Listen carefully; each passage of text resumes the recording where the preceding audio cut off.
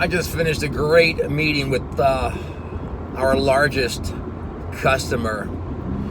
To give you context and perspective, this is about a $44 billion organization, and we're working with one of the divisions. But the meeting was great. It was fantastic.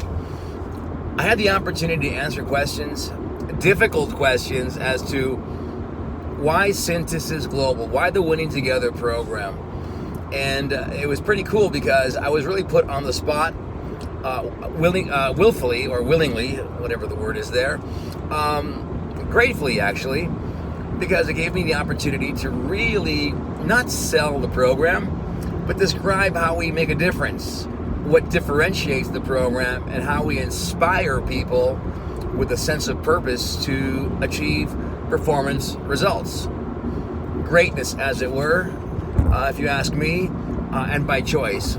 Leadership by choice. And the three fundamental areas that we talked about, not our alignment model, vision, mission, values, and goals, but three key areas of transformation, cultural transformation, when it comes to structure and discipline, when it comes to balancing the pragmatism of business, the pragmatism of performance, quality, cost containment, sustainability, exposure, all these things of consideration when you talk about operational efficiencies, right? When you talk about how people integrate the pragmatism of business and the psychology of change. And the first pillar or category was the ability to focus on change and integration. The second was looking and understanding the big picture, the business, the efficiencies, the drivers, the market, all those considerations around expansion and growth. And the third was about people, interpersonal relationships. And of course, for us, the top of the pillar is self-awareness.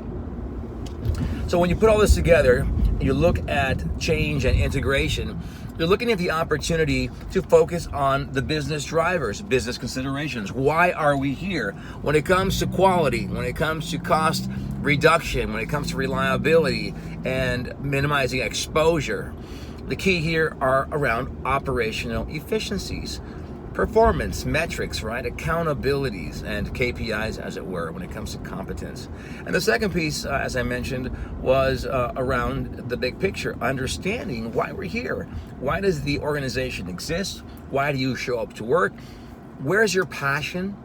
Where do you get inspiration from? How do you inspire your people? How do you motivate them to want to be there? Not just the paycheck, not just the natural community that is formed, your work family kind of thing, but your ability to set goals and focus on career advancement, career development, learning, accelerated learning.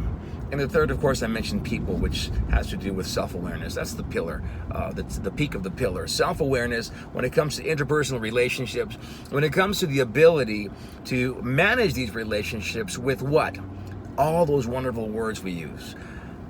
Effective communications. We got to build trust, respect, collaboration, and support, right? The energy behind that. How do you succeed at creating that?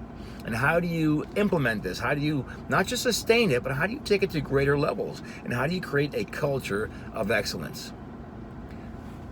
Based on my book, Creating a Culture of Excellence, the three awarenesses, these three systems, these three pillars are integrated in a way that allows businesses, teams, business units, and executive teams to focus on creating a transformation, call it a cultural transformation that's predicated on something that someone already believes in, the aspirations people always talk about, and the ability to drive results, business results, market results, profitability results, market share, and of course your market or stock price, as it were, to ensure that you are going to be relevant 3, 5, 10 years from now. It's very simple.